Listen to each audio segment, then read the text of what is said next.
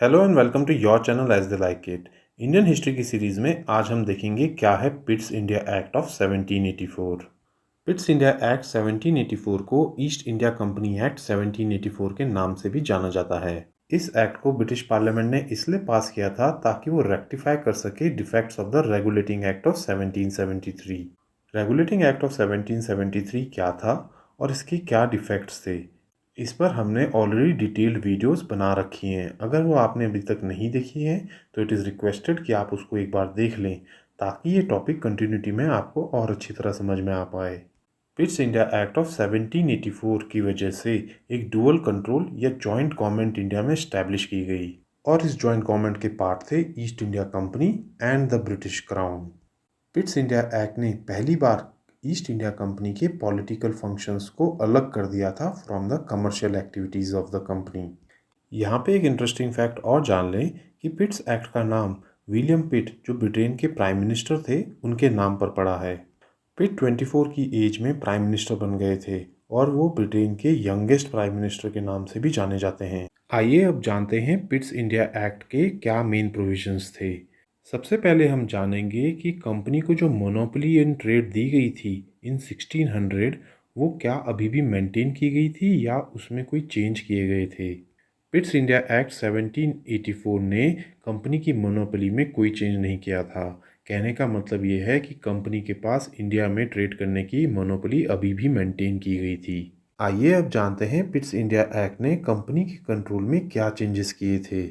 जैसा कि हमने आपको रेगुलेटिंग एक्ट ऑफ 1773 वाले लेक्चर में बताया था कि कंपनी का कंट्रोल कोर्ट ऑफ डायरेक्टर्स के पास था और ये कोर्ट ऑफ डायरेक्टर्स की संख्या थी 24।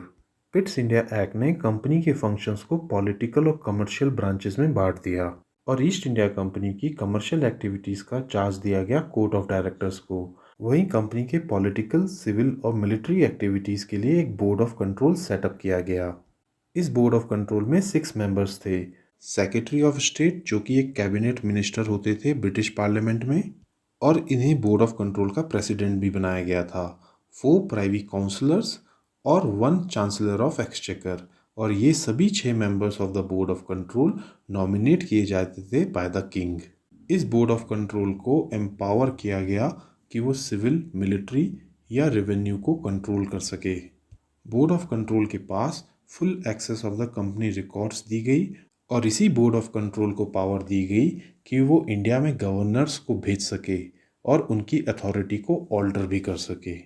और इस तरीके से पिट्स इंडिया एक्ट ऑफ 1784 ने एक डुअल कंट्रोल सेटअप किया इंडिया में, जिसमें कंपनी को रिप्रेजेंट करते थे कोर्ट ऑफ डायरेक्टर्स और क्राउन को रिप्रेजेंट करते थे board of control.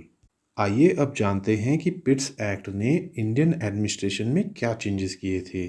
Regulating act of 1773 में गवर्नर जनरल और एग्जीक्यूटिव काउंसिल में 4 मेंबर हुआ करते थे, तो टोटल 5 मेंबर्स की वोटिंग से ही डिसीजन लिया जाता था और यहाँ पे गवर्नर जनरल और एग्जीक्यूटिव काउंसिल के मेंबर्स के इक्वल वोट थे। तो एक तरह से governor general of India 5th member of the executive council की तरह काम करते थे। अब इसी कारण से गवर्नर जनरल कई इंपॉर्टेंट एक्ट्स को पास नहीं करवा पाते थे। इसी को चेंज करने के लिए पिट्स इंडिया एक्ट ने गवर्नर जनरल की एग्जीक्यूटिव काउंसिल में मेंबर्स की संख्या 4 से घटाकर 3 कर दी और इन 3 मेंबर्स में से 1 मेंबर को commander in chief of the king's army in India appoint किया गया। इसी के साथ गवर्नर जनरल को कास्टिंग वोट की पावर भी दी गई। कहने का मतलब ये है कि पिट्स इंडिया एक्ट ऑफ 1784 ने गवर्नर जनरल को ज़्यादा पावरफुल बना दिया। कंपनी के ऑफिशियल्स का करप्शन कम करने के लिए पिट्स इंडिया एक्ट में प्रॉपर्टी डिस्क्लोजर का भी एक प्रोविज़न जोड़ा गया।